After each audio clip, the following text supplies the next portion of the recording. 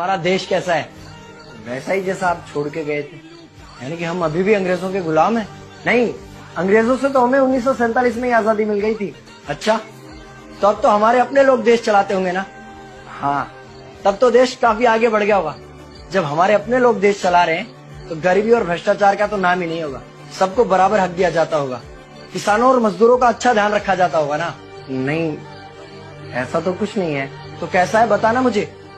कैसे हमारे अपने नेता, हमारे आजाद भारत के नेता, 100 साल हो गए मुझे गए हुए, बताना। हमारे अपने नेता वो तो अपनी जेबें भरने में लगे हुए हैं। आने वाली 7 पीढ़ियों को नहीं बल्कि 700 पीढ़ियों को ना कमा कर खाना पड़े उस चीज के इंतजाम में लगे हुए हैं। तो तुम लोग क्या कर रहे हो और हमारे देश का युवा क्या कर रहा है? हम लोग तो इंस्टाग्राम पर रील्स देखने में बिजी हैं। यानी कि हमारी कुर्बानी का देश के लोगों पर कोई असर नहीं पड़ा। देश के लोगों में कोई देशभक्ति नहीं, कोई देश प्रेम नहीं। नहीं, ऐसा नहीं है। आपके लिए और देश के लिए बहुत प्रेम है भारत के लोगों के दिलों में। हर 15 अगस्त और 26 जनवरी को तिरंगा फहराते हैं, पूरे जोश के साथ भारत माता की जय बोलते हैं और आपकी डीपी भी लगाते हैं। और भारत और पाकिस्तान के क्रिकेट मैच के दौरान तो हमारी देशभक्ति पीक पर होती है। तुम इसे देशभक्ति समझते हो?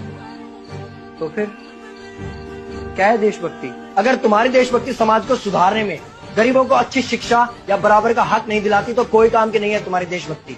भ्रष्ट नेताओं और सरकार के खिलाफ आवाज उठाओ, लोगों को एकजुट करो।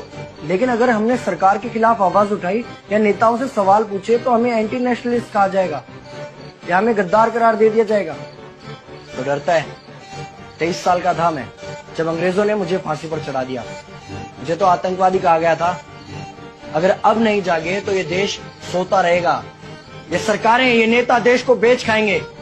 इस भ्रष्ट सरकारी तंत्र से लड़ो। देश को क्रांति की जरूरत है।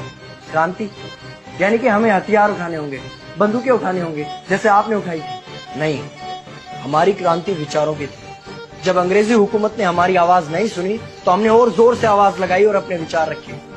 और क्रांति केवल सत्ता को बदलने तक सीमित नहीं है, बल्कि इस भ्रष्ट अन्यायी तंत्र को जड़ से उखाड़ कर फेंकना है। पर ये होगा कैसे?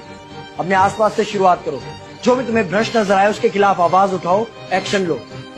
तुम्हारे टैक्स का पैसा नेताओं की जेब में जा रहा है, हिसाब मांगो। अपने वोट का सही इस्तेमाल करो, लोगों को जागरूक करो और इस देश को आजाद करवाओ। इंकलाब जिंदाबाद, इंकलाब जिंदाबाद।